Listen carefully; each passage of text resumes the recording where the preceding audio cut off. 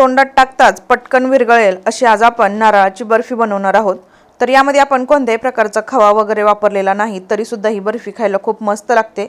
तर साहित्यामध्ये 1 कप दूध घेतलेले आहे, काही ड्रायफ्रुट्स कट करून घेतलेले आहेत, 3 ते 4 चमचे मिल्क पावडर घेतलेली आहे, वेलची पावडर अर्धी वाटी, यामध्ये रवा घेतलेला आहे, 1 वाटी साखर आणि आपल्याला नारळाचा चव घ्यायचा आहे। सगळ्यात अगोदर नारळाचा चव आपल्याला व्यवस्थित परतून घ्यायचा आहे। तर कढईमध्ये मी 1 चमचा तूप घातलेला आहे। तुपावरती आपल्याला हा नारळाचा चव व्यवस्थित भाजून घ्यायचा आहे। याचा रंग बदलला नाही पाहिजे, अगदी हलक्या मंद आचेवरती आपल्याला हा नारळाचा चव व्यवस्थित परतून घ्यायचा आहे। 10 ते 15 सेकंदानंतर आपला हा नारळाचा चव व्यवस्थित भाजलेला आहे। आता आपण काढून घेऊया। सेम त्याच कढईमध्ये आता आपल्याला रवा सुद्धा भाजून घ्यायचा आहे। तर पुन्हा आपल्याला तूप घालायचं आहे। तर इथे कोणतीही बर्फी किंवा मिठाई करताना तुपाचाच वापर करायचा आहे। तर इथे बघू शकतो, इथे मी 2 ते 3 चमचे तूप घेतलेला आहे। आता तुपामध्ये आपल्याला हा रवा व्यवस्थित भाजून घ्यायचा आहे।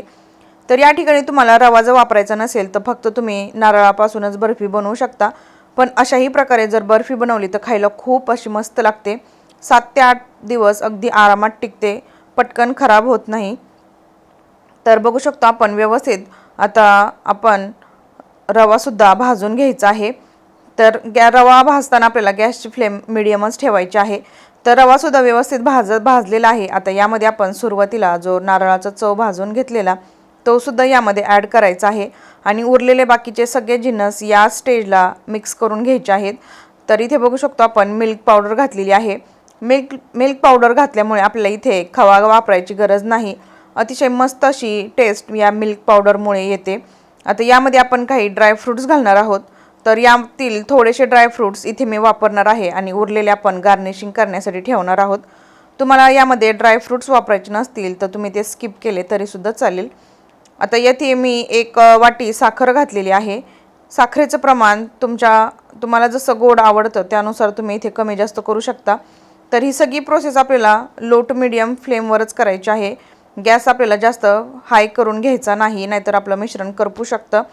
तर व्यवस्थित हे मिक्स करून झाल्यानंतर आता यामध्ये आपल्याला दूध घालायचं आहे। तर ही बर्फी दुधामध्येच तयार करायची, जेणेकरून याची चव खूप मस्त अशी लागते। तर इथे बघू शकतो बरोबर 1 कप मी इथे दूध घेतलेलं आहे। आता दूध घातल्यानंतर हे व्यवस्थित आपल्याला मिक्स करून घ्यायचं आहे आणि मिक्स करताना मीडियम फ्लेमवरच मिक्स करून घ्यायचं आहे, जेणेकरून आपण जो रवा वापरलेला आहे तो सुद्धा व्यवस्थित शिजला जाईल। आता यामध्ये आपल्याला वेलची पावडर घालायची आहे। तर तुम्ही बघू शकता अगदी कमीत कमी साहित्यामध्ये झटपट तयार होणारी ही नारळाची बर्फी आपण बनवलेली आहे। अगदी तोंडात टाकताच पटकन विरघळेल आणि लहानांपासून मोठ्यांपर्यंत सगळेजण अतिशय आवडीने खातील अशी बर्फी तयार होते। तर सगळ्यात शेवटी आपण इथे वेलची पावडर घातलेली आहे। आता हे सगळं व्यवस्थित मिक्स करून घेऊया। जोपर्यंत याचा एकसंध गोळा तयार होत नाही तोपर्यंत आपल्याला मीडियम फ्लेमवरतीच हे व्यवस्थित मिक्स करून घ्यायचं आहे। कमीत कमी 10 ते 12 मिनिटं लागतात ही सगळी प्रोसेस करण्यासाठी। एकसंध गोळा तयार करण्यासाठीच थोडासा वेळ लागतो। तर आपल्याला मीडियम फ्लेमवरच ही सगळी प्रोसेस करून घ्यायची आहे। तुम्हाला जर माझी रेसिपी आवडली असेल तर चॅनलला लाईक आणि सबस्क्राईब करायला विसरू नका। त्याचबरोबर एक छोटीशी कमेंटसुद्धा नक्की करा, कारण तुमची कमेंट माझ्यासाठी खूप जास्त महत्त्वाची आहे। तर इथे बघू शकतो आपण 5 ते 6 मिनिटानंतर मिश्रण आपलं व्यवस्थित कढई सोडायला लागलेलं आहे, पण अजून आपण 2 ते 3 मिनिट व्यवस्थित हे मिश्रण मिक्स करून घेऊया।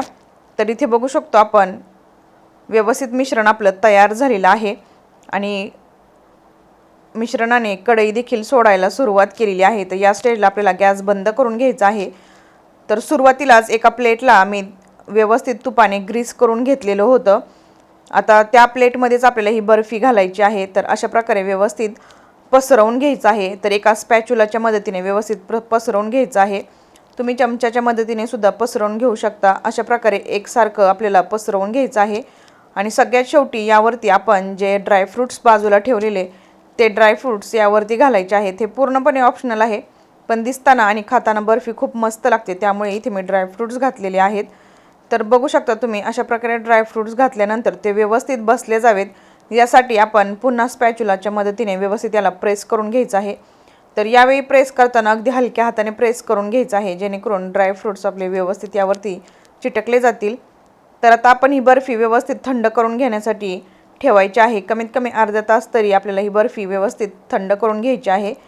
तर अर्ध्या तासानंतर आता मी याच्या वड्या पाडून घेणार आहे। तर तुम्ही बघू शकता किती मस्त आपल्या वड्या पडून तयार झालेल्या आहेत आणि दिसताना आणि खाताना सुद्धा ही आपली बर्फी खूप मस्त अशी तयार झालेली आहे।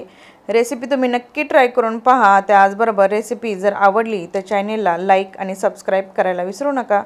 तर तुम्ही बघू शकता याचं टेक्स्चर किती मस्त आलेलं आहे आणि खायला तर त्याहूनही अप्रतिम आहे। ही रेसिपी तुम्ही नक्की ट्राय करून पहा। त्याचबरोबर रेसिपी जर आवडली तर चॅनेलला लाईक आणि सबस्क्राईब करायला विसरू नका।